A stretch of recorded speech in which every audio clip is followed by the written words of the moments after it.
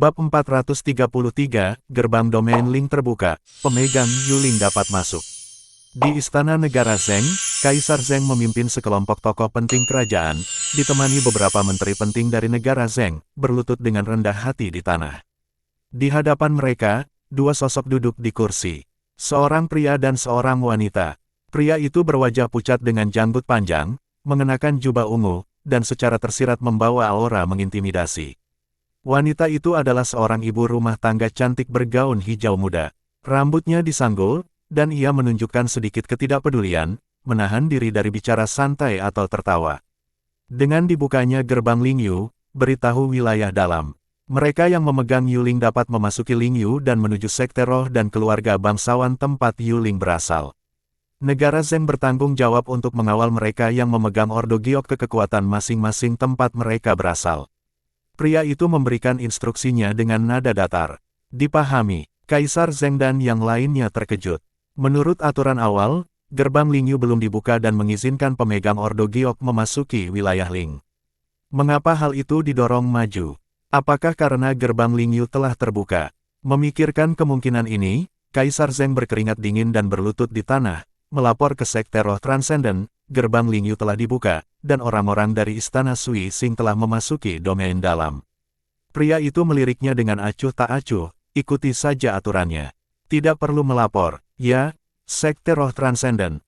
Kaisar Zheng mendesah lega, mengikuti aturan yang ditetapkan, Sekte Roh dan Seniman Bela Diri yang mulia diizinkan untuk membuka gerbang Lingyu untuk memasuki domain dalam.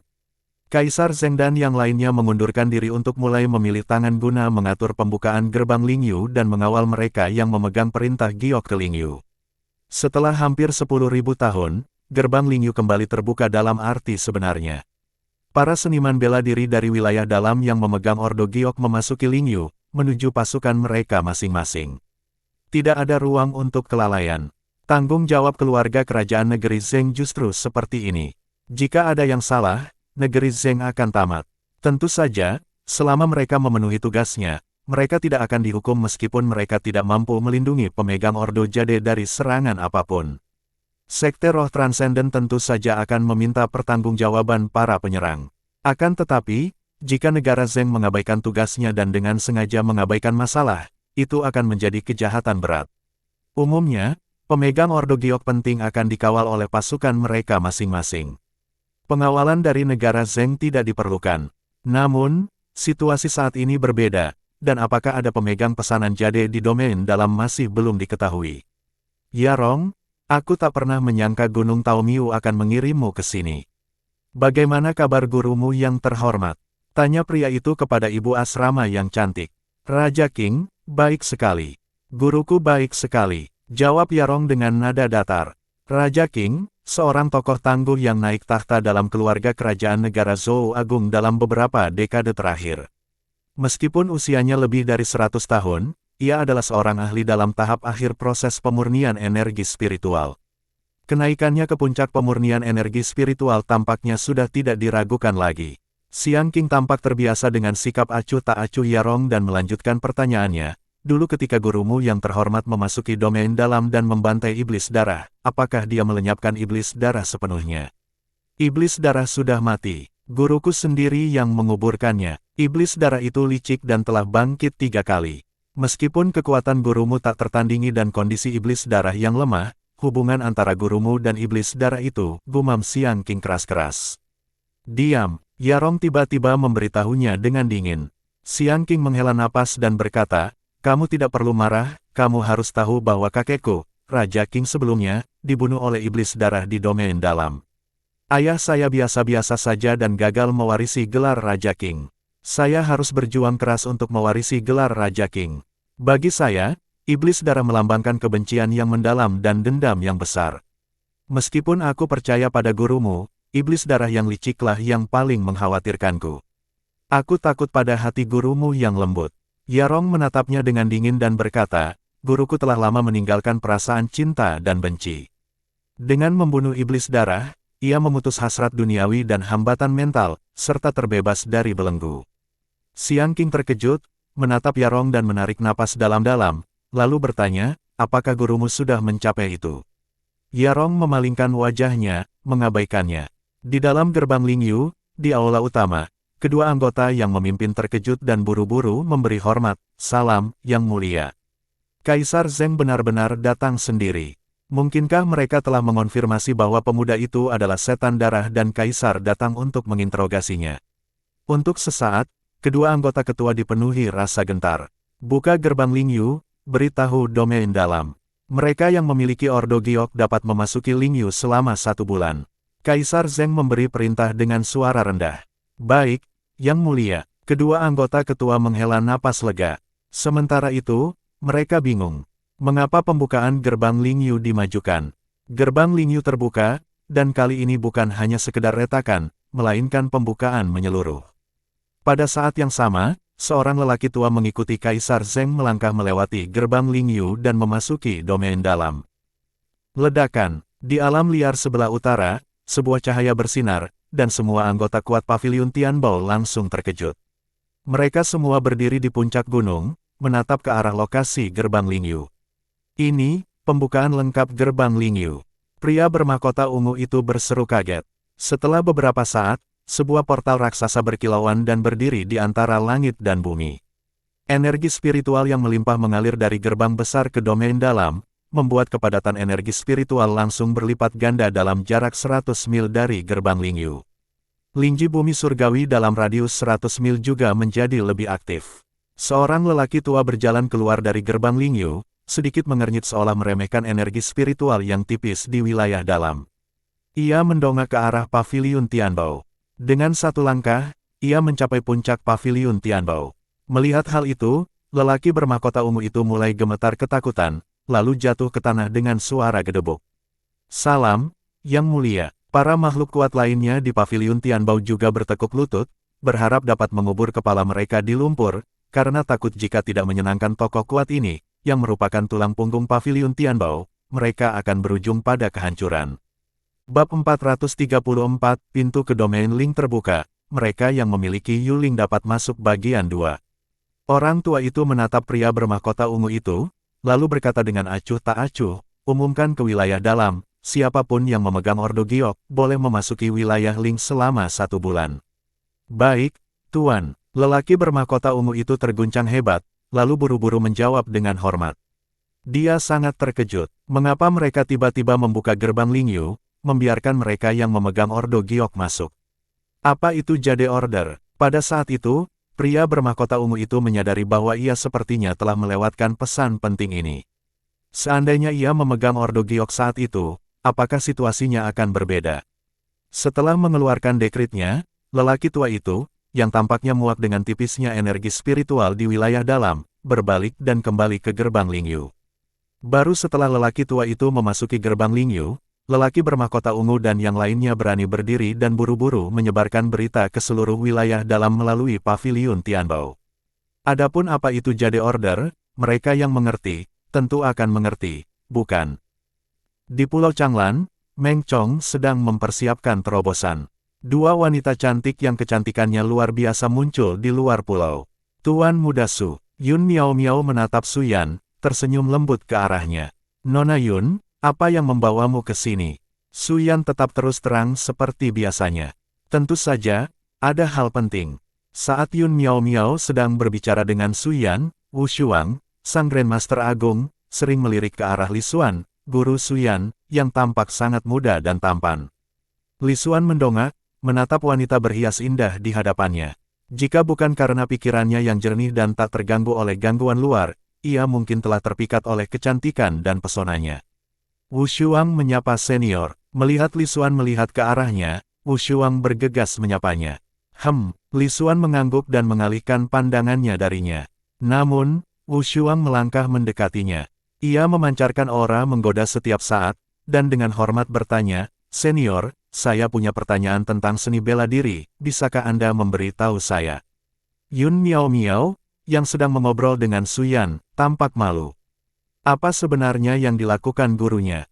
Mungkinkah dia sebenarnya bermaksud merayu Tuan Su Yan? Itu sungguh memalukan. Masalah penting apa yang telah terjadi? Su Yan mengabaikan gerakan-gerakan kecil yang dilakukan oleh Wu Shuang, Karena sebagai seseorang yang berstatus seperti gurunya, dia bahkan tidak mau repot-repot mengakui tipu muslihat kecilnya. Memang, Li Xuan nyaris tak melirik ke arah Wu Shuang. Tatapannya sedikit bergeser ke atas, mengamati lekuk tubuh bersalju yang terpancar saat ia mencondongkan tubuh ke depan, entah sengaja atau tidak. Puncak batu giok yang bulat, penuh kemegahan. Dia mendesah tanpa suara, penampilannya tetap tenang dan acuh tak acuh, tidak terpengaruh oleh kecantikannya. Ia berkata dengan ringan, rayuan bisa dianggap tipu daya hati. Rayuan bisa mengganggu kondisi pikiran, ambisi. Jika digunakan dengan benar, rayuan bisa mengalahkan musuh, tetapi jika digunakan dengan salah, rayuan bisa menyebabkan kehancuran diri sendiri. Wajah Wu Shuang langsung memerah, dan dia berkata dengan canggung, terima kasih atas bimbinganmu, senior. Namun, dia berkulit tebal dan sangat ingin tahu tentang Li Xuan, oleh karena itu, dia secara alami berjalan di samping Li Xuan, menuangkan teh untuknya dan dengan hormat berkata, senior memang pria yang hebat, saya akan berterima kasih atas bimbingan lebih lanjut. Yun Miao Miao melirik gurunya dan memilih untuk mengabaikannya. Gurunya pasti tahu batasnya, kan? Menatap Su Yan dengan serius, dia mengumumkan, gerbang Lingyu telah dibuka. Gerbang Lingyu sudah terbuka, aku tahu itu. Su Yan tidak terkesan. Dia telah kembali dari perjalanan ke domain Ling. Kali ini, sudah dibuka sepenuhnya. Selain itu, pengumuman telah dikirim ke seluruh domain dalam, semua pemegang Ordo Giok dapat memasuki domain Ling selama sebulan. Yun Miao Miao menyampaikan dengan serius. Jadi begitulah adanya, Su Yan tercerahkan. Ia memikirkan Du Yuying, sekarang gerbang Lingyu telah terbuka, Du Yuying seharusnya memasuki wilayah Ling, kan? Nona Du memegang Ordo Giok Tai Miao dan Sekte Tai Miao adalah salah satu sekte roh transenden. Su Yan telah mengumpulkan informasi dasar tentang sekte roh transenden utama selama waktunya di domain Ling. Sekte Tai Miao adalah salah satunya. Du Yuying memegang Ordo Giok Tai Miao, dan memiliki garis keturunan celestial. Garis keturunan ini berasal dari para ahli sekte Tai Miao.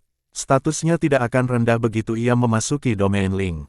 Nona Yun, apakah Anda menginginkan Ordo Giok?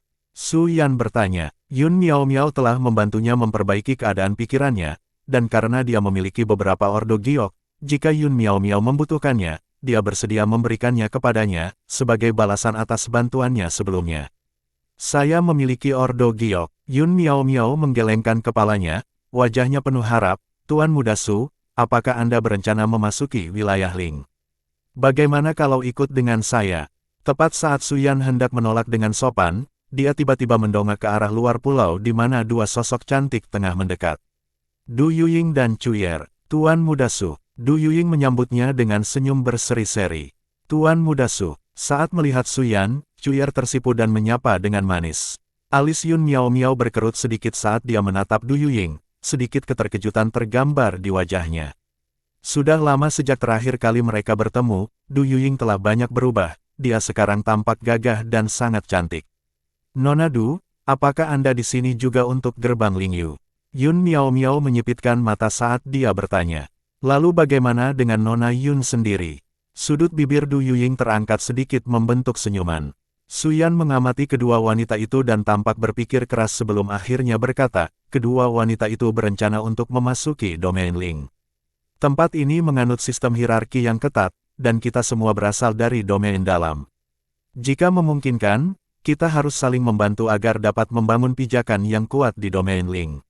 Meskipun kedua wanita itu memegang komando giok, bagaimanapun juga, mereka adalah orang-orang dari domain dalam.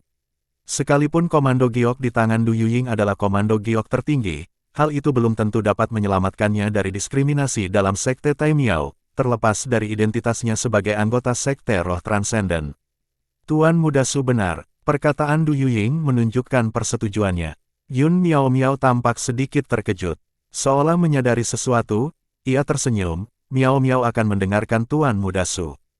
Cuyer memelototi Yun Miao Miao, menghela nafas dengan gusar.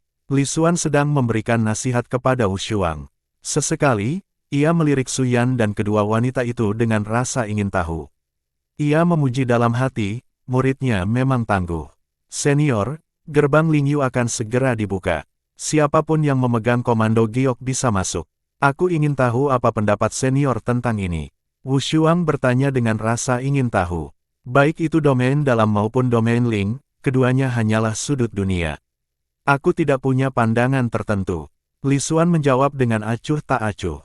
Bagi senior Li Xuan, wilayah dalam dan wilayah Ling hanyalah sudut-sudut dunia yang tak berarti. Di matanya, wilayah Ling mungkin tak lebih dari sekadar tempat terpencil, bukan? Kabar bahwa gerbang Lingyu akan terbuka bagi mereka yang memiliki komando giok telah menyebar ke seluruh wilayah Dahua.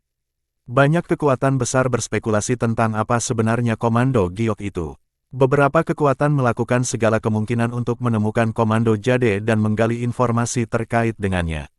Adapun mereka yang sudah memiliki jade komen, mereka tetap bungkam. Di Akademi Seni Bela Diri Wilderness, Bai Yun Kong mengerutkan kening. Menurut perhitungan saya, sekarang belum waktunya. Apakah sudah dimulai lebih awal? Apakah akademi kita masih memiliki perintah giok? Pang Yu bertanya. Bai Yun Kong mengulurkan tangannya, dan 3 perintah giok muncul. Haruskah kita memberikan ini kepada Su Yan dan Meng Chong, lalu memilih satu orang lagi? Pang Yu merenung sebelum bertanya. Su Yan dan Meng Chong seharusnya tidak membutuhkannya. Bai Yun Kong menghela napas, menyingkirkan perintah giok dan berkata, Istana Belajar 7 Bintang kini telah menjadi masa lalu, perintah giok ini tak lagi berguna. Selain itu, situasi di domain Ling masih belum pasti. Pang Yu terdiam. Apakah kekuatan yang menghubungkan Istana Studi Bintang 7 dan domain Ling masih ada, dan apa yang terjadi pada leluhur istana, semuanya masih belum diketahui. Terakhir kali seseorang berkunjung, mereka mengungkapkan bahwa pasukan yang berafiliasi dengan Istana Studi di domain Ling tidak berjalan dengan baik. Su Yan telah pergi ke domain Ling. Jika dia kembali, dia mungkin bisa memberitahu kita apakah kekuatan domain Ling, yang berafiliasi dengan akademi, masih ada. Bai Yun Kong berkata dengan berat. Meng Chong seharusnya pergi ke domain Ling, tanyakan padanya. Pang Yu menyarankan. Memang, Bai Yun Kong mengangguk dan keduanya berangkat menuju Pulau Changlan. Di hutan belantara utara, seniman bela diri mulai bermunculan, semuanya menuju gerbang Lingyu. Meskipun mereka tidak memiliki perintah jade, itu adalah kesempatan langka untuk mengunjungi domain Ling. Tak satu pun dari mereka yang beralih mempelajari seni bela diri Wilderness sebelumnya. Kini mereka merenungkan, apakah seni bela diri Wilderness benar-benar memiliki masa depan yang lebih cerah. Bahkan jika seni bela diri liar lebih kuat, bukankah akan lebih baik lagi jika mereka bisa berlatih di domain Ling? Apakah kamu punya komando giok? Di dalam gerbang Lingyu berdiri 2 orang pengawal yang melihat kedatangan para pendekar bela diri itu, bertanya dengan suara berat. Kami tidak. Jadi tanpa jade komen, kita tidak diizinkan masuk. Kerumunan seniman bela diri semuanya angkat bicara, mengumpulkan keberanian dari mereka. Mereka yang tidak memiliki perintah jade tidak akan bisa masuk. Ledakan, aura seniman bela diri surgawi meledak, secara langsung mengintimidasi kerumunan seniman bela diri. Bubar, kalau kalian kumpul-kumpul lagi, kalian akan dibunuh tanpa ampun. Salah satu penjaga menyatakan dengan dingin. Pada saat itu, wajah para seniman bela diri yang ingin memasuki domain Ling memucat. Mereka merasa kesadaran mereka sedang dihancurkan oleh gunung raksasa, menyebabkan tubuh mereka menegang. Apakah ini kekuatan seorang seniman bela diri surgawi? Gerbang Lingyu terbuka. Aku tidak ingin melakukan pembantaian, tetapi jika kalian menolak bekerja sama, jangan salahkan aku karena bersikap kejam. Salah satu penjaga berkata dengan dingin. Bab 435, Meng Chong dan Su Lingxiu menerobos. Di depan gerbang Lingyu, wajah sekelompok seniman bela diri memucat dan mereka merasa tertekan dan enggan, namun, mereka tidak berdaya. Beberapa seniman bela diri berbalik dan pergi, wajah mereka penuh tekad. Mereka bertekad untuk menekuni seni bela diri Dahua. Hanya dalam beberapa hari, seniman bela diri mulai berkumpul di depan gerbang Lingyu di wilayah utara. Ketika mereka mencoba menyerbu gerbang Lingyu secara paksa dan langsung dibunuh, semua seniman bela diri menyadari bahwa tanpa Yuling, mustahil untuk memasuki Lingyu. Jika mereka mencoba memaksa masuk, niscaya mereka akan menemui ajalnya. Di dalam Lingyu, di aula besar, Kaisar Zheng dan beberapa menteri pentingnya secara pribadi mengelola urusan gerbang Lingyu. Namun, beberapa hari telah berlalu, dan tidak ada satupun pemegang Yuling yang muncul. Yang mulia, setelah insiden iblis darah di wilayah dalam, saya khawatir tidak akan ada lagi pemegang Yuling. Beberapa bahkan mungkin tidak tahu tentang keberadaan Yuling, kata seorang menteri dengan suara rendah. Terlepas dari apakah domain dalam memiliki pemegang Yuling atau tidak, periode 1 bulan itu tidak boleh memiliki kekurangan. Kaisar Zheng berkata dengan sungguh-sungguh. Para menteri mengangguk, instruksi itu berasal dari pemimpin sekte, dan mereka tidak berani menganggapnya enteng. Di depan gerbang Lingyu, sesosok tubuh berjalan dengan takut-takut. Apakah kamu punya Yuling? Penjaga itu bertanya dengan suara berat. Ya, aku mau. Orang itu mengeluarkan Yuling. Penjaga itu melihatnya, alisnya sedikit berkerut. Ia belum pernah mendengar tentang faksi Yuling seperti itu, tetapi Yuling itu memang asli. Ia melambaikan tangan dan membiarkan orang itu masuk. Orang itu menghela napas lega, dengan gembira melangkah memasuki gerbang Lingyu. Para seniman bela diri yang mengawasi gerbang Lingyu hanya bisa mengerutkan kening. Jadi, benarkah ada pemegang Yuling di wilayah dalam? Beberapa hari kemudian, orang lain tiba di gerbang Lingyu. Bukankah itu Raja Ziyun? Para individu kuat yang mengawasi gerbang Lingyu mengungkapkan keterkejutan mereka. Kerajaan Ziyun telah hancur, dan Raja Ziyun tampaknya telah menghilang. Tak disangka, dia memegang Yuling. Penjaga itu melirik Ziyun lalu ke Yuling di tangannya, tampak sedikit terkejut. Seorang Yuling dari keluarga Su. Raja Ziyun sangat gugup. Ia menemukan Yuling ini di tempat Pangeran Su terbunuh. Sepertinya itu adalah simbol identitas. Dengan terbukanya gerbang Lingyu, dia sudah menduga bahwa ini mungkin Yuling. Namun, dia bukan dari keluarga Su, jadi dia khawatir tidak akan bisa memasuki Lingyu. Masuklah, kata penjaga itu dengan dingin, sambil melambaikan tangan untuk mempersilakan Raja Ziyun masuk.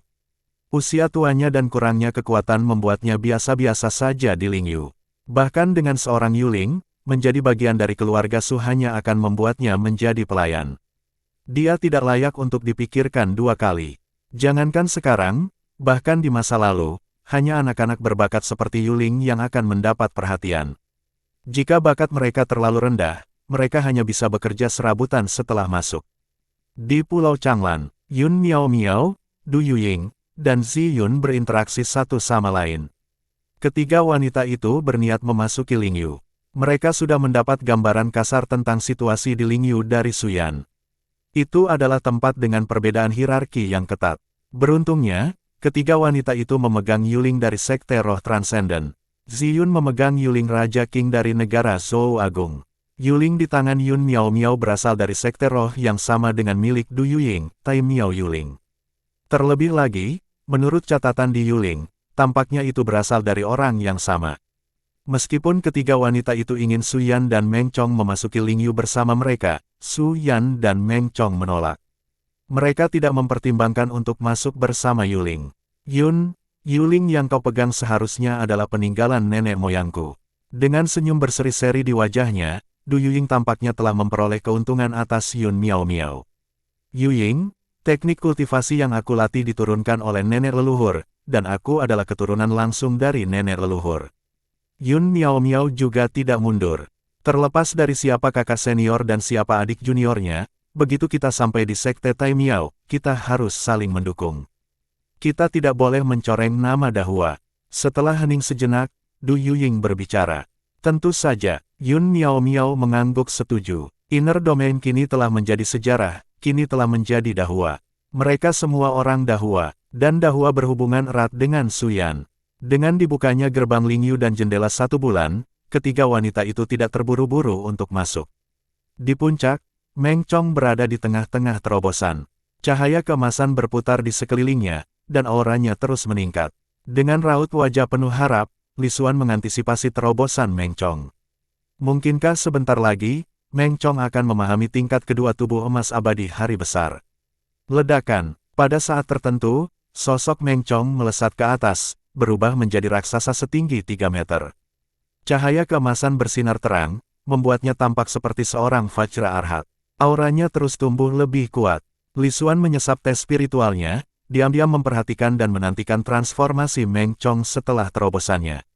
Muridmu Meng Chong telah mencapai terobosan dalam tubuh emas tak terhancurkan di hari besar, dan kamu telah mencapai kesuksesan besar dalam tubuh emas tak terhancurkanmu. Buku emas Tao di alas jiwa terbuka, dan cahaya keemasan memancar keluar. Meng Chong telah berhasil menerobos. Pada saat ini, Li Xuan dapat merasakan peningkatan kekuatannya, ia telah menguasai tubuh emas abadi. Ledakan, sosok Meng Chong melesat lagi, berubah menjadi raksasa setinggi 6 meter. Lapisan baju zirah emas menyelimuti tubuhnya. Zirah ilahi yang tak bisa dihancurkan. Muridmu Meng Chong telah berubah menjadi tulang ilahi, dan kau telah mencapai tulang ilahi bawaan. Tulang ilahi, Meng Chong juga telah menyelesaikan transformasinya. Li Xuan tersenyum. Tak lama setelah terobosan Meng Chong, Su Lingxiu mulai menerobos ke dalam kondisi niat ilahi. Dia juga telah mengumpulkan fondasi yang kuat. Terobosan Su Lingxiu tidak menarik perhatian sebanyak Meng Chong. Terobosan itu ringan, cair, dan bergizi. Tanaman dan pepohonan di sekitarnya tumbuh, dan bunga-bunga bermekaran dengan indah. Muridmu Su Lingxiu telah menembus ke dalam keadaan niat ilahi, dan kau telah mencapai kesuksesan besar dalam seni bela diri Dr. Pilmu.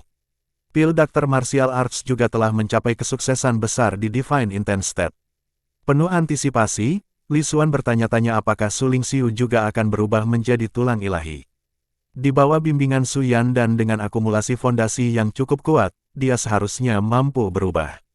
Bab 436, Terobosan Meng Chong dan Su Lingxiu Bagian 2. Muridmu Su Lingxiu telah berubah menjadi tulang ilahi Changqing, kau telah mendapatkan tulang ilahi abadi. Pada saat ini, Li Xuan merasakan vitalitas yang tak ada habisnya, bahkan jika ia menderita cedera parah, ia dapat dengan cepat pulih dan sembuh. Tulang Dewa Changqing, vitalitas tak berujung. Li Xuan berseru, meskipun kekuatan tempur Su Lingxiu sedikit lebih rendah, dia memiliki umur panjang dan masa hidup yang lebih panjang. Ketiga wanita itu, Du Yuying, Meng Chong, dan Su Lingxiu, sangat terkejut saat menyaksikan terobosan mereka. Inikah kekuatan dari Great Wastelen Warrior? Ini memang luar biasa kuatnya. Mereka bahkan sempat ragu, mempertimbangkan pemikiran untuk mengganti jalur kultivasi mereka. Namun, fondasi seni bela diri mereka sudah kokoh, dan mereka akan segera memasuki Ling Domain. Oleh karena itu, sudah terlambat bagi mereka untuk mengubah jalur kultivasi mereka. Senior, apakah aku masih punya kesempatan untuk beralih ke seni bela diri? Wu Shuang bertanya dengan terkejut. Jalan bela diri itu tak berujung, teguhkan hati dan tekadmu, lalu teruslah maju. Jalan yang paling cocok untukmu adalah jalan bela diri yang terbaik, ujar Li Xuan dengan tenang. Kata-kata senior itu bijaksana. Wu Shuang menarik napas dalam-dalam dan dengan hormat bergema. Dengan terobosan Meng Chong dan Su Lingxiu, rencana memasuki domain Ling pun dimajukan untuk dibahas. Su Yan mulai merencanakan kegiatan di Dahua setelah memasuki domain Ling. Bai Yun Kong dan Pang Yu tiba. Mereka terkejut. Su Yan benar-benar kembali. Istana Studi Bintang 7. Su Yan bertanya, agak terkejut. Istana Studi 7 Bintang merupakan bagian dari hierarki kekuasaan di domain Ling, yang disebut Akademi Seni Bela Diri Langit Berbintang. Sayangnya, ia belum pernah mendengar tentang hal ini selama berada di Yusu. Saya belum pernah mendengarnya. Su Yan menggelengkan kepalanya. Bai Yun Kong dan Pang Yu mendesah, mempertimbangkan apakah Akademi Seni Bela Diri Langit Berbintang sudah hilang. Terlalu sedikit kekuatan di dunia ini yang benar-benar dapat bertahan selamanya. Pernahkah kamu mendengar tentang Akademi Seni Bela Diri Langit Berbintang? Su Yan meraih dan bertanya pada Yu Xiaolong. Saya belum pernah mendengarnya. Yu Xiaolong menggelengkan kepalanya. Mungkin benar-benar sudah musnah, kalau begitu baguslah. Akademi Bela Diri Wilderness akan benar-benar menjadi milik Dahua. Jawab Bai Yun Kong sambil menerima kenyataan. Su Yan menatap Bai Yun Kong dan Pang Yu, keduanya merupakan makhluk surgawi setengah langkah, tetapi di domain dalam mereka tidak mampu menerobos untuk menjadi seniman bela diri surgawi sejati. Beralih ke jalur seni bela diri Dahua juga akan sulit. Ia merenung sejenak, lalu berkata, meskipun kalian berdua tidak bisa menekuni jalur bela diri Dahua, kalian bisa memilih jalur yang berbeda dan menembus alam niat ilahi. Meskipun tidak murni, kekuatannya sama dahsyatnya dengan makhluk surgawi kecil. Bai Yun Kong dan Pang Yu gembira, dan bertanya, bagaimana kita bisa menerobos? Karena menjadi seniman bela diri surgawi tidak lagi menjadi harapan, dan karena memasuki domain Ling juga tidak ada harapan, mereka tidak akan bertahan hanya untuk menjadi pelayan, bukan? Terlebih lagi, mereka berdua sudah tua, jadi mereka mungkin tidak bisa menjadi pelayan. Maka mereka memutuskan untuk tetap tinggal di Dahua, menimba ilmu bela diri, dan terus menjadi dekan dan cendekiawan utama di Wilderness Martial Arts Academy. Saya akan menemukan jawabannya dalam beberapa hari. Su Yan berpikir sejenak dan berkata, Setelah menerobos alam niat ilahi, terutama alam pedang hati, dia menjadi mahir dalam mengolah niat ilahi dan pemahaman seni bela dirinya jauh melampaui orang biasa. Dia merasa tidak perlu merepotkan gurunya dengan masalah-masalah kecil ini, dia bisa menyelesaikannya sendiri. Su Junhe dan yang lainnya telah meningkatkan kekuatan mereka secara signifikan setelah terobosan mereka. Akan tetapi, itu masih belum cukup untuk menekan Dahua, jadi Su Yan perlu membuat berbagai pengaturan sebelum memasuki domain Ling. Beberapa hari kemudian, Su Yan mengajari Bai Yun Kong dan Pang Yu sebuah teknik kultivasi. Teknik ini merupakan kombinasi dari metode pengumpulan dewa milik seniman bela diri surgawi dan teknik kultivasi niat dewa. Teknik ini dapat memungkinkan makhluk surgawi setengah langkah untuk mengolah niat ilahi dan menerobos ke alam niat ilahi. Tentu saja, itu akan menjadi alam niat ilahi semu. Kekuatannya lebih lemah dibanding seniman bela diri alam niat ilahi, tetapi tidak lebih lemah dari seniman bela diri surgawi kecil. Untuk urusan Pulau Changlan dan Dahua, Pang dan saya pasti akan melakukan yang terbaik dan memastikan tidak ada yang lepas kendali. Bai Yun Kong dan Pang Yu memberikan jaminan yang sungguh-sungguh. Terima kasih. Su Yan mengangguk, dia ingin mereka masuk ke alam niat ilahi semu untuk menekan kekacauan apapun yang mungkin terjadi di Pulau Changlan atau di Dahua. Tentu saja, keselamatan keluarganya tidak sepenuhnya bergantung pada Bai Yun Kong dan Pang Yu. Untuk memastikan ketenangan pikiran muridnya, Li Xuan membagi beberapa inkarnasi ilahi ke dalam spirit jade. Penjelmaan ilahi ini tidak untuk digunakan satu kali saja, melainkan dapat digunakan tanpa batas waktu, selama kekuatan ilahi belum habis. Bahkan seorang seniman bela diri setingkat prajurit surgawi agung dapat dibunuh oleh mereka. Itu sudah cukup untuk menjamin keselamatan keluarga Su Yan. Suatu hari, Xie Tianheng tiba. Senior, aku ingin membawa Fenger ke Ling Domain. Xie Tianheng berkata dengan hormat. Ayah, tidak perlu terburu-buru, aku bisa pergi ke Ling Domain bersama kakak Su. Xie Lingfeng berhenti sejenak dan berkata, gerbang wilayah Ling terbuka. Sesuai kesepakatan kita, aku harus membawamu ke wilayah Ling. Ibumu ada di wilayah Ling. Xie Tianheng berkata dengan sungguh-sungguh. Ibuku ada di Lingyu. Xie Lingfeng membelalakkan matanya karena terkejut. Ya, Xie Tianheng bernostalgia, ibumu berasal dari Lingyu dan kemudian kembali ke sana. Seumur hidupku, Xie Tianheng tak pernah kalah dari siapapun. Bahkan orang-orang pilihan Lingyu pun tak tertandingi. Karena itu, aku pernah berjanji padanya bahwa ketika gerbang Lingyu terbuka, aku akan menyerbu Lingyu untuk menemuinya dengan cara yang paling arogan.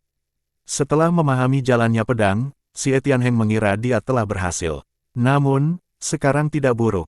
Inti pedang sudah jelas, dan maksud pedang pelangi terbang itu pun dipahami. Mulut Li Xuan berkedut, Xie Tianheng juga punya cerita menarik. Xie Lingfeng menatap ayahnya dengan ekspresi rumit, membuat Xie Tianheng merasa sedikit canggung, jadi dia mengalihkan pandangannya. Su Yan mewariskan teknik kultivasi keadaan niat ilahi kepada Xie Lingfeng dan memberinya bimbingan yang terperinci. Lagi pula, mereka tidak tahu kapan mereka akan bertemu lagi. Senior, aku harus pergi. Xie Lingfeng dengan hormat membungkuk pada Li Xuan. Pergi. Li Xuan melambaikan tangannya, dan sepotong spirit jade jatuh ke tangan Xie Lingfeng saat dia berbicara dengan tenang. Terima kasih, senior. Xie Lingfeng berkata dengan bersemangat. Du Yuying dan dua wanita lainnya juga bersiap berangkat ke Lingyu, bersama dengan Xie Tianheng dan putranya. Tuan Muda Su, Anda harus datang menemui kami, kata Yun Miao Miao dengan lembut. Jika ada kesempatan, pasti. Su Yan mengangguk. Meng Chong, apakah kamu benar-benar tidak akan pergi bersamaku?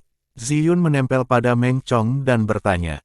Dengan wajah muram, Meng Chong menariknya dan berkata, tidak, kau bisa datang menemuiku nanti.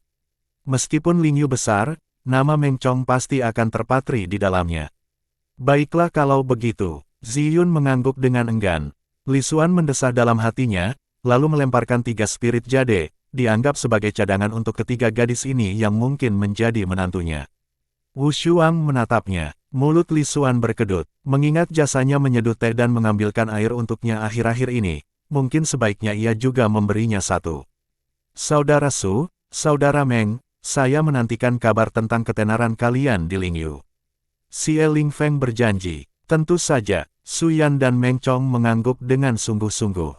Apakah kamu meremehkanku, berpikir bahwa aku tidak bisa membuat nama untuk diriku sendiri? Su Lingxiu tampak tidak senang.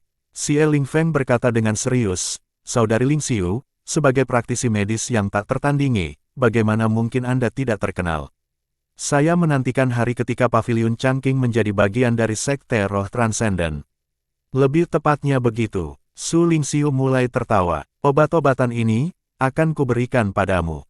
Mereka semua adalah kenalan lama, dan Su Lingxiu tidak pelit. Hari ini, Xie Tianheng dan putranya, Du Yuying, Yun Miao Miao dan muridnya, serta Ziyun, berangkat dari Pulau Changlan di sebelah utara hutan belantara, menuju gerbang Lingyu. Para prajurit dari Dahua telah kehilangan minat untuk membuka gerbang Lingyu. Mereka hanya merasa terkekang karena orang-orang dari domain dalam telah gagal total di Lingyu. "Tidak, kami adalah orang-orang dari Dahua, dan suatu hari, kami akan memberitahu Lingyu bahwa Dahua adalah yang terkuat." Di bawah tekanan kekuatan besar dan banyak orang kuat, kesadaran ini menyelimuti seluruh komunitas seni bela diri Dahua. Semua prajurit menahan amarah mereka, berlatih dengan tekad.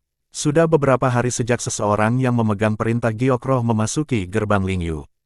Para penjaga tampak bosan, berharap masa 1 bulan segera berakhir, sehingga mereka bisa menutup gerbang Lingyu. Kaisar Zheng dan para menterinya masih duduk di aula utama. Jadi, ini gerbang Lingyu. Di depan gerbang Lingyu, Du Yuying dan yang lainnya tidak bisa menahan diri untuk berseru. Mereka merasa agak gugup. "Ayo pergi." Xie Tianheng, seperti biasa, memasang wajah bangga dan percaya diri, sama sekali tidak menunjukkan rasa takut.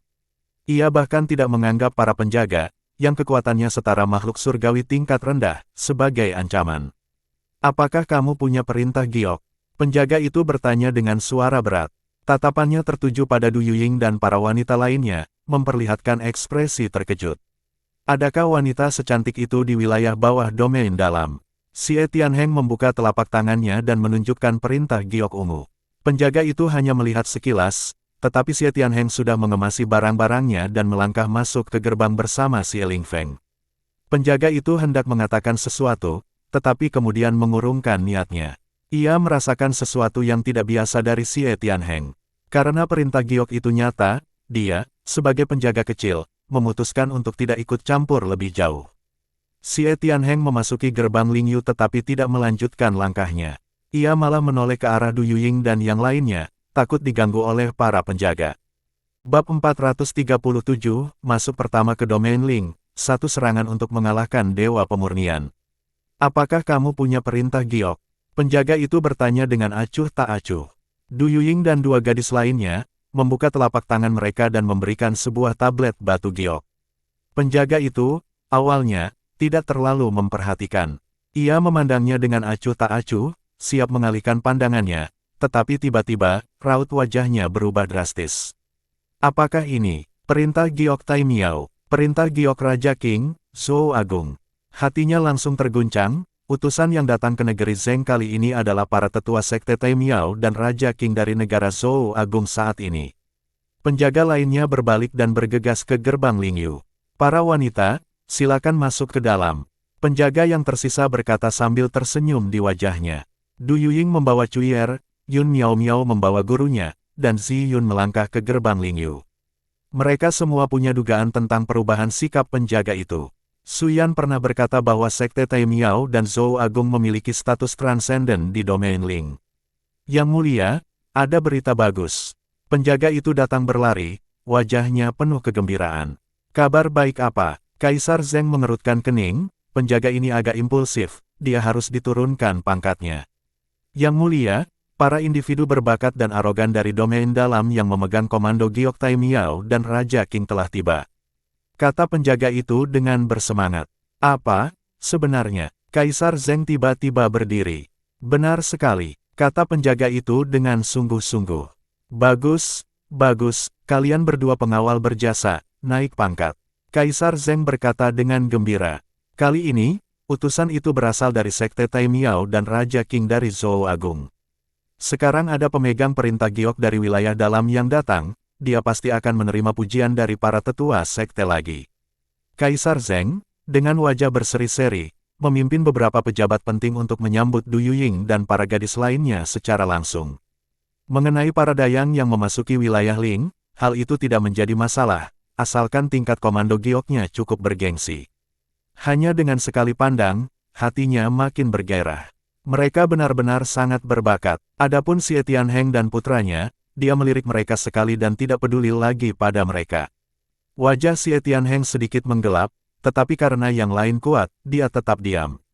Karena mereka baru saja tiba di wilayah Ling dan belum mengenal daerah itu, mereka masih harus bergantung pada pengawalan negara Zheng untuk mencapai tujuan mereka. Di istana kerajaan negeri Zheng, Xiang Qing dan Yarong masih duduk diam. Begitu gerbang Lingyu dibuka, pemegang perintah masuk, gerbang Lingyu akan tertutup, dan untuk waktu yang lama, kemungkinan besar tidak akan ada kontak dengan domain dalam. Dapat dikatakan bahwa hal itu benar-benar memutus jalur seni bela diri bagi para prajurit domain dalam. Tiba-tiba, seorang menteri senior Zheng bergegas masuk, berlutut, dan berkata, "Penatua, 3 orang dari domain dalam telah tiba, 1 memegang komando giok Zhou Agung dan 2 memegang komando giok Sekte Tai Miao." Xiang Qing mengerutkan kening, "Apakah kamu melihat dengan jelas? Itu adalah perintah giok dari Zhou Agung." Negara Zhou Agung, di domain Ling, adalah satu-satunya dinasti yang tidak dikuasai oleh Sekte Roh dan keluarga bangsawan. Kekuatannya sebanding dengan Sekte Roh Transenden, dan karena merupakan kerajaan, para prajurit kelas bawah Zhou Agung hidup lebih baik daripada yang lain secara relatif. Selain itu, individu-individu mereka yang sangat berbakat juga memiliki peluang untuk dipromosikan. Mereka dapat memperoleh kultivasi negara Zhou Agung dan menjadi menteri penting di Zhou Agung. Karena itu, Zhou Agung jarang mengeluarkan perintah giok ke wilayah dalam. Kalaupun ada sebelumnya, sejak peristiwa Iblis Darah, tidak akan ada perintah giok dari Zhou Agung di wilayah dalam. Penatua, aku belum pernah melihat sebelumnya, itu memang perintah giok dari Zhou Agung dan Tai Miao. Menteri Negara Zheng berkata dengan hormat. "Bawa mereka masuk." Xiang Qing memberi perintah dengan suara berat. Yarong mengerutkan kening tetapi tidak mengatakan apa-apa. Ya, dalam waktu singkat, di bawah pengawalan beberapa menteri senior Zheng, Du Yuying dan rombongannya tiba di aula utama, diikuti oleh Xie Tianheng dan putranya. Suara mendesing. Tiba-tiba, ekspresi Yarong berubah, dan dalam sekejap, dia muncul di depan Du Yuying. Xiang Qing juga terkejut, menatap Du Yuying dengan ekspresi terkejut. Wajah Du Yuying berubah, Yarong yang tiba-tiba muncul memberinya rasa tertekan yang besar. "Di mana komando giokmu?" Suara Yarong sedikit bergetar. Du Yuying membuka telapak tangannya. Yarong segera mengambil batu giok itu, mengamatinya sejenak, lalu mengembalikannya ke tangan Du Yuying dan bertanya, "Siapa namamu?" Sebagai balasan untuk senior, "Namaku Du Yuying." Du Yuying berkata dengan gugup. "Du Yuying." Yarong bergumam pada dirinya sendiri, "Kamu kembali ke Sekte Tai Miao bersamaku." Melihat Yun Miao Miao dan yang lainnya, dia bertanya lagi, "Siapa lagi yang memegang komando giok Tai Miao?" "Senior, ini aku." Yun Miao Miao angkat bicara. Dia menyerahkan perintah giok itu. Saat melihat perintah giok, wajah Yarong berubah beberapa kali. Perintah giok ini persis sama dengan Du Yuying. "Bagaimana kamu mendapatkan perintah giok ini?" Yarong menarik napas dalam-dalam dan bertanya. "Itu diwariskan oleh nenek moyang saya."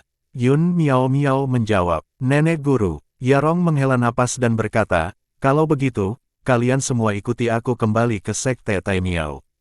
Dia kembali ke tempat duduknya dan merenung dalam diam. Xiang Qing mengirim pesan suara, "Gadis itu terlihat 5 atau 6 poin mirip dengan tuan kita, mungkinkah dia?" "Jangan bertanya apa yang tidak seharusnya kamu tanyakan." Yarong menjawab dengan dingin. Xiang Qing menatap Xie Tianheng, putranya, dan Zi Yun, lalu bertanya, "Siapa yang memegang komando giok Zhou Agung?" Zi Yun mengangkat tangannya dan berkata, "Senior, ini aku. Tunjukkan padaku perintah giok." "Sini, senior." Zi Yun dengan takut-takut menyerahkan perintah giok itu. Xiang Qing memberi isyarat, dan perintah giok itu melayang ke tangannya. Saat melihatnya, ekspresinya tiba-tiba berubah. "Perintah giok Raja Qing, di mana tuan dari komando giok ini?" Xiang Qing bertanya dengan suara berat. "Dia sudah jatuh, aku menguburnya di lembah perburuan iblis." Zi Yun berkata dengan lembut. Xiang Qing terdiam cukup lama lalu berkata, "Kalau begitu, ikutlah aku kembali ke istana raja. Aku akan mengangkatmu sebagai anak angkatku." Zi Yun terkejut, lalu buru-buru berlutut dan bersujud dengan hormat. Zi Yun memberi hormat kepada ayah angkat. Bab 438, Masuk pertama ke domain Ling, satu serangan untuk mengalahkan Dewa Pemurnian bagian 2. Bangun. Xiang Qing mengangguk. Sudah takdir Ziyun bisa membawa kembali Yuling, kakeknya. Dia memandang Xie Tianheng dan putranya. Xie Tianheng merasa agak canggung. Mengapa setiap Yuling yang dimiliki orang lain tampak tidak sederhana, sementara Yuling yang dipegangnya tampak biasa saja? Penatua, ini Yulingku. Xie Tianheng mengeluarkan Yuling miliknya. Xiang Qing meliriknya dan terkejut. Setelah mengamati Xie Tianheng dan putranya sejenak, ia ragu sejenak, lalu berkata, ikuti aku ke negara Zhou Agung. Aku akan meminta seseorang untuk mengantarmu ke sana. Yarong, yang sedang berpikir keras, tiba-tiba mendongak karena terkejut. Apakah Xiang Qing begitu baik hati? Ia melirik Yuling di tangan Xie Tianheng dan tertegun. Pantas saja Xiang Qing begitu baik hati. Rupanya ia ingin memanfaatkan kesempatan ini untuk menjalin koneksi di sana. Terima kasih, Tetua. Xie Tianheng menjawab dengan hormat. Kaisar Zheng dan yang lainnya merasa sangat gembira. Yuling yang mereka pegang jauh dari biasa.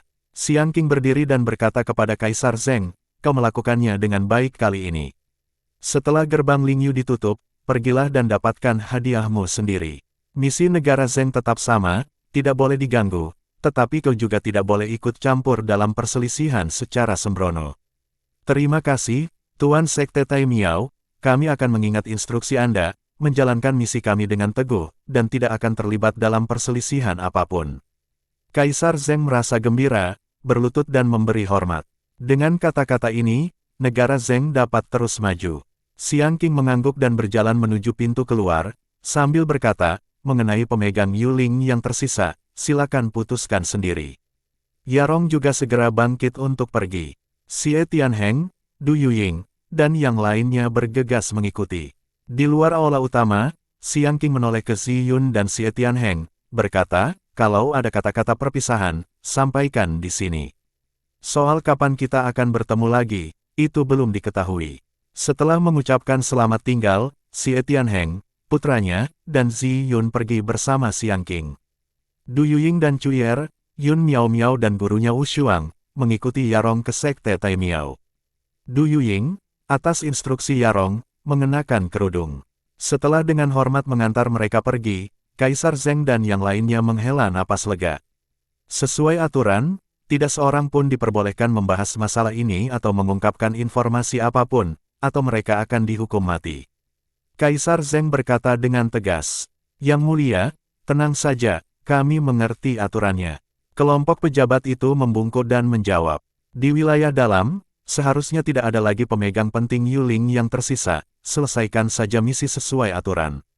Ketika saatnya tiba, tutup gerbang Lingyu. Sedangkan orang-orang dari istana Suising, mereka tidak perlu repot-repot lagi.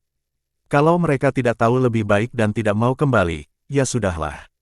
Ini adalah perintah Sekte Tai Miao, dan tidak seorang pun boleh melanggarnya. Suara Kaisar Zheng terdengar berat. Baik, Yang Mulia, setelah jangka waktu 1 bulan, gerbang Lingyu harus ditutup. Kaisar Zheng dan yang lainnya tidak kembali untuk duduk di aula utama. Karena penguasa Sekte Tai Miao telah pergi, tentu saja mereka tidak perlu memimpin jalannya upacara secara langsung.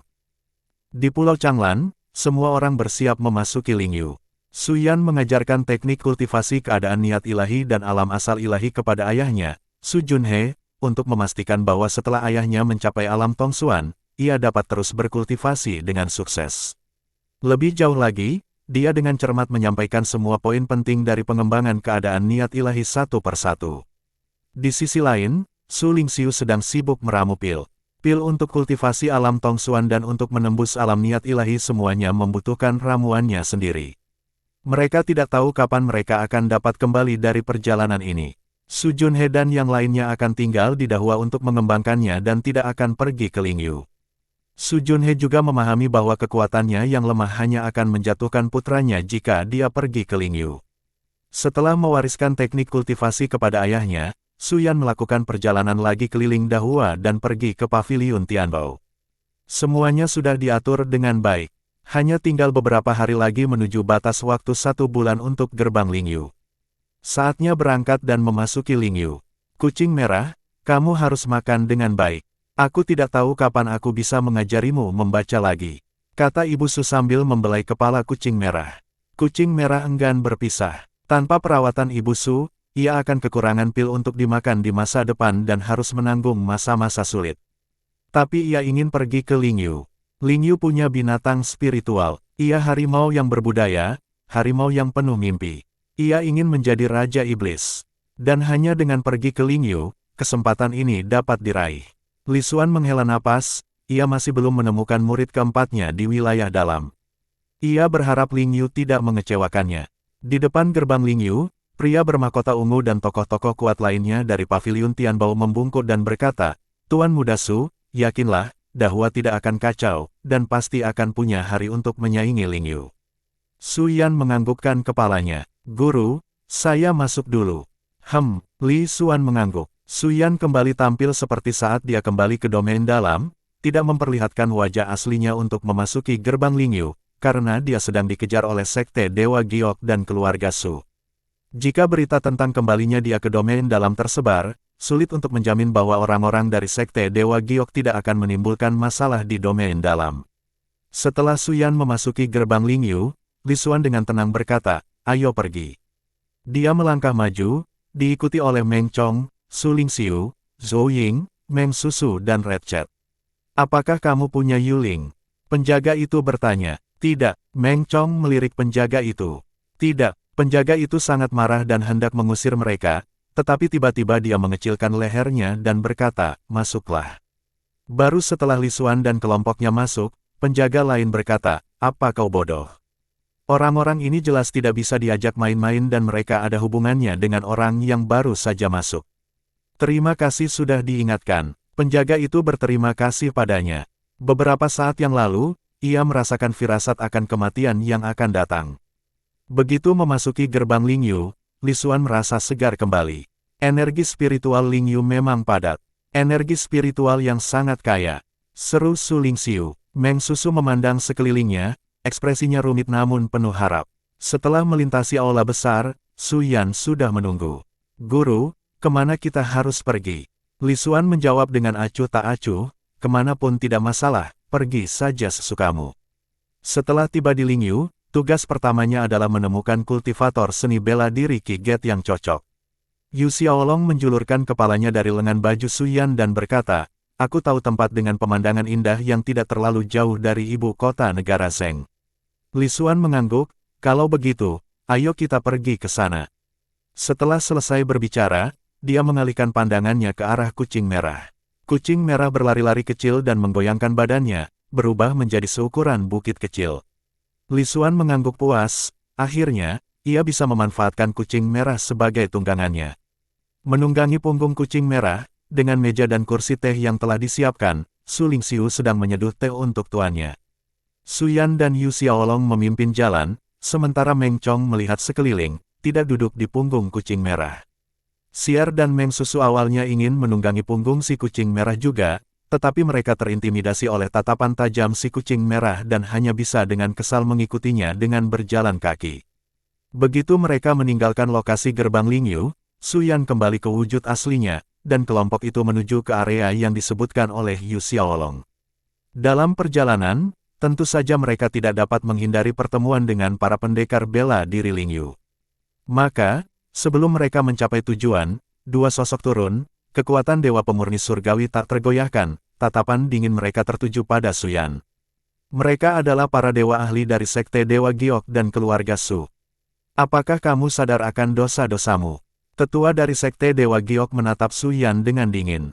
Sedangkan untuk kucing merah yang besar, kedua Dewa Pemurni Surgawi tidak mempedulikannya sedikit pun, lagi pula, ia lemah dan dapat dengan mudah dihancurkan. Duduk di punggung kucing merah, Li Xuan meletakkan cangkir tehnya dan menatap kedua Dewa Pemurni Surgawi dengan ekspresi acuh tak acuh. Ia mengangkat satu tangan dan berkata, beraninya makhluk tak berarti bertindak begitu lancang. Rasa gembira membuncah dalam hatinya, akhirnya, tibalah saatnya baginya, sebagai seorang master, untuk memperlihatkan kekuatannya yang sebenarnya. Semenjak dia memperoleh teknik One Shot Divine Annihilation, dia belum pernah punya kesempatan menggunakannya sampai sekarang. Su Yan membunuh seorang dewa surgawi kecil begitu dia memasuki Lingyu. Sebagai gurunya, wajar saja kalau aku membunuh dua dewa surgawi pemurni saat memasuki Lingyu, kan? Dengan pikiran seperti itu, dia mengangkat tangannya dan menyerang ke arah dua dewa pemurni surgawi. Niat pedang angin tiba-tiba, niat pedang pemusnahan mutlak, dan pemusnahan ilahi satu tembakan semuanya bersatu menjadi satu serangan yang menentukan. Suyan dan yang lainnya sangat gembira, tuan mereka beraksi lagi. Setiap kali tuan mereka bergerak, hal itu menyebabkan guncangan hebat dalam diri mereka. Dua dewa pemurni surgawi dari Sekte Dewa Giok dan keluarga Su mengubah ekspresi mereka secara dramatis, mengeluarkan raungan, dan kekuatan yang mengerikan melonjak keluar. Di atas kepala mereka, bayangan samar muncul, begitu ilusif sehingga tak terlihat wujud manusianya. Keduanya langsung menggunakan jurus rahasia pamungkas mereka. Bayangan jiwa ilahi mereka muncul. Inilah kondisi manusia surgawi dewa pemurnian saat mengerahkan seluruh kekuatannya dan menyerang dengan kekuatan penuh. Akan tetapi, dapatkah serangan Li Xuan ditahan hanya oleh dua dewa pemurni surgawi tahap awal?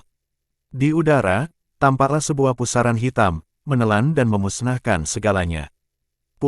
Dengan satu serangan telapak tangan, kedua dewa pemurni surgawi itu pun musnah. Mereka bahkan tidak punya kesempatan untuk berteriak. Li Xuan menurunkan tangannya seolah baru saja menamparkan dua semut tak berarti hingga mati. Ia mengambil cangkirnya dan menyesap teh spiritual yang baru saja dituang Su Lingxiu. Bab 439, ingin menghancurkan keluarga Dai, di mana murid keempat. Xier, Meng Susu, Zhou Ying dan Yu Xiaolong, wajahnya dipenuhi keterkejutan.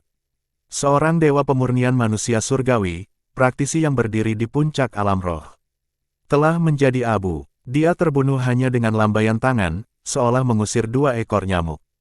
Guru sungguh luar biasa. Kekaguman tak berujung memenuhi hati Suyan. Butuh serangan diam-diam baginya untuk membunuh dewa pemurnian manusia surgawi, namun tuannya hanya perlu menepuknya pelan, dan dewa pemurnian manusia surgawi itu akan berubah menjadi debu.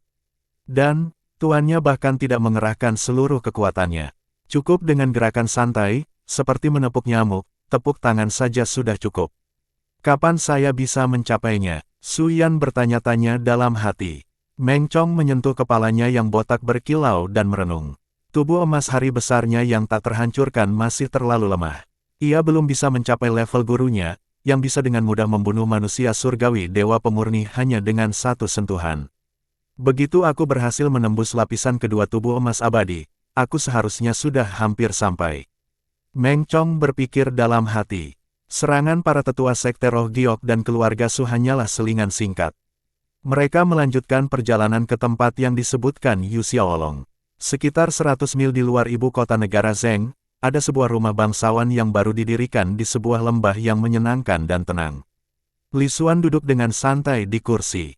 Energi spiritual alam terus-menerus memasuki tubuhnya. Bahkan tanpa kultivasi, praktik spiritualnya terus berkembang tanpa disadari dan perlahan. Pangkalan di alam roh sekarang sudah siap. Hari itu, Suyan dan Meng Chong datang untuk berpamitan. Mereka siap menjelajahi alam roh dan menantang bakat-bakat luar biasa yang dimilikinya.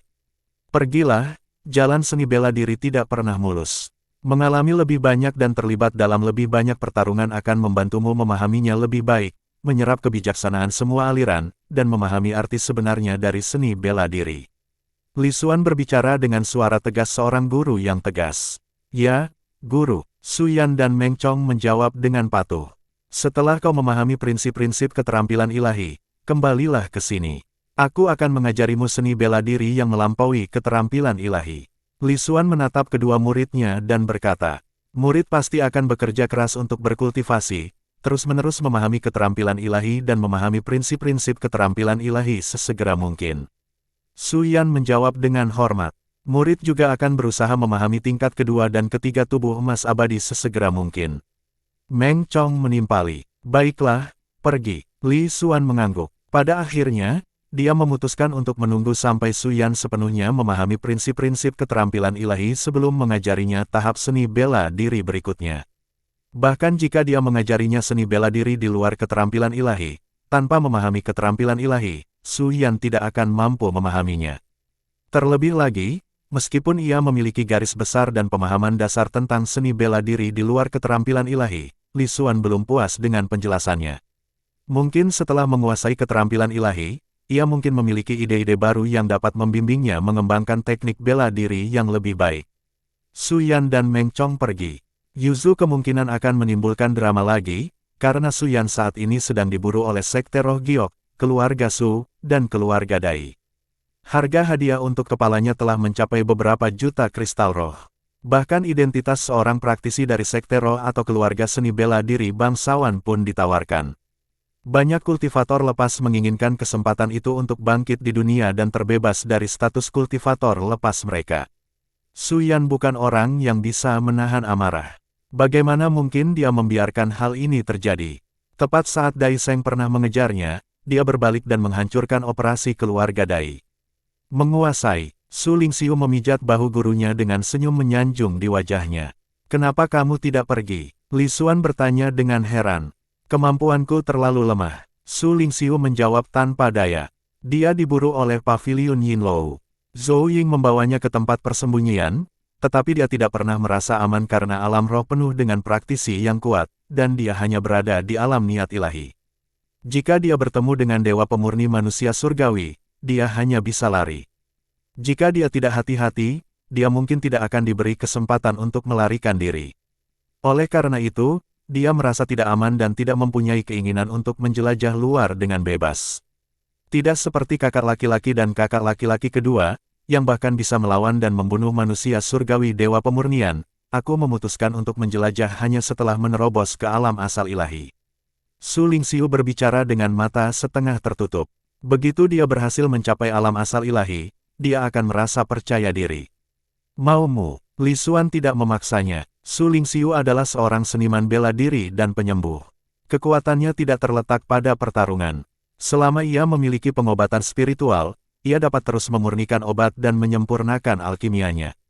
Fokuslah pada kultivasimu dan teroboslah ke alam asal ilahi sesegera mungkin. Li Xuan menyemangatinya. "Ya, Guru." Su Lingxiu menjawab dengan gembira. Adapun Xier, Meng Susu, dan Zhou Ying, mereka tidak memiliki keinginan untuk menjelajahi alam roh. Mereka bahkan belum mencapai tahap niat ilahi. Kekuatan mereka di alam roh tidak cukup kuat, dan ancaman yang dirasakan selalu ada. Kucing merah pun tak berniat keluar. Ia sedang berusaha keras mengasah kemampuannya dengan ambisi menjadi Raja Iblis. "Kakak, kita mau pergi kemana?" Meng Chong bertanya. Su Yan terdiam sejenak, lalu menjawab, "Pak Tua Dai Seng pernah mengejarku. Meskipun aku pernah mengalahkan keluarga Dai belum sepenuhnya musnah. Aku tak sanggup menahan amarah ini. Lagi pula, Sekte Roh Giok dan keluarga Su juga memburuku. Sudah waktunya memberi pelajaran pada Sekte Roh dan keluarga bangsawan alam roh." Setelah itu, tatapannya berubah dingin. Ia berkata, "Karena adikku punya kekuatan untuk membunuh manusia surgawi, aku bisa menahan Dai Seng. Sekalipun aku tidak bisa menang, setidaknya aku tidak akan tak berdaya. Jadi, ayo kita kalahkan keluarga Dai." Su Yan tak jauh lagi dari pencapaian keadaan niat ilahi dari keberhasilan kecil, dan telah menerobos keadaan kedua pedang Dao, alam pedang hati, yang membuat kekuatannya jauh lebih tinggi dari sebelumnya. Sekalipun dia tidak bisa mengalahkan Dai Seng, menahannya tidak akan menjadi masalah. Dengan kekuatan Meng Chong yang berubah menjadi raksasa setinggi 6 meter, tidak ada masalah yang melanda keluarga Dai. Manusia surgawi tidak akan pernah bisa melukai Meng Chong, yang memiliki zirah yang tidak bisa dihancurkan, dan akan lebih sulit lagi melukai pertahanan fisiknya.